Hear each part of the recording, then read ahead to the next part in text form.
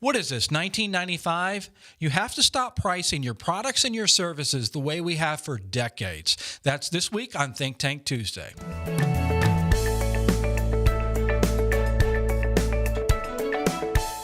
In this video, I'm going to show you how to increase your gross profits. I'm going to show you how to increase your trust factor with prospective clients and decrease the time spent negotiating.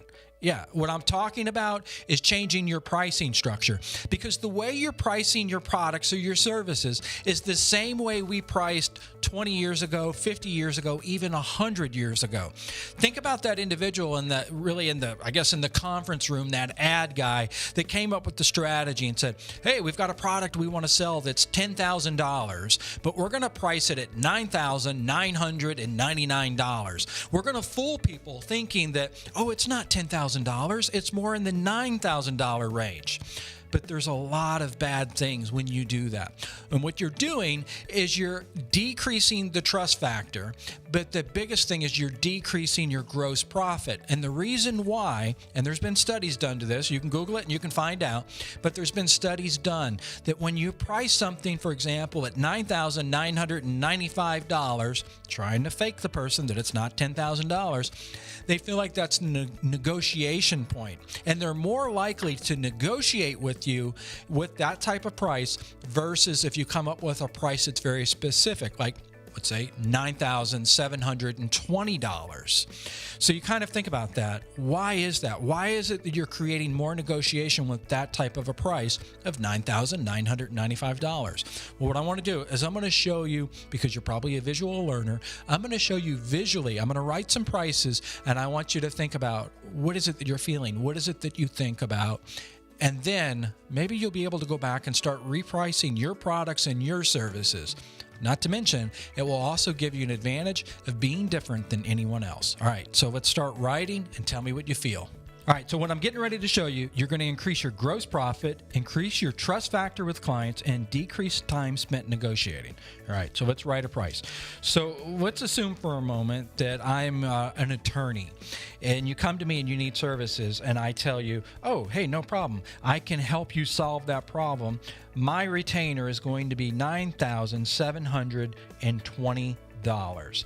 So just think about that a minute. My services that I'm offering you are $9,720. How do you feel about that? What's that make you feel versus a price of, oh, I can handle that for you. My prices are $9,995. And again, this works for anything, any product or service that you're selling. Think about it. So if I give you this price, then you automatically feel like, hey, he really figured out what his time was going to be, what his expense is going to be, and this is what it is. So when you do your pricing like this, and again, the studies have been done that the individual will negotiate with you a lot less with this price versus this price. So just take, for example, if this is the price that you're negotiating with, this is the price you have on your website, or this is the price you put on a quote, where do you normally end up? Do you normally end up around $9,500 when it's all said and done, or $9,200? Where do you end up on that? But if you had this price, negotiation's going to be much smaller. You're going to have a much better storyline of why this is your price. So rethink your pricing and think about your competitors too. If you're selling products online, or if you have pricing on your website, reprice everything on your website to start to follow with these type of numbers. So think about it. Start with a 9, finish with a 7, or 7 is an ideal number, by the way. The study showed that by using 7, it's going to make a difference. So if you want $10,000, if that's where you need to be, then there's no reason that you can't bump this price up to something like $10,740. So now you just increased your profit.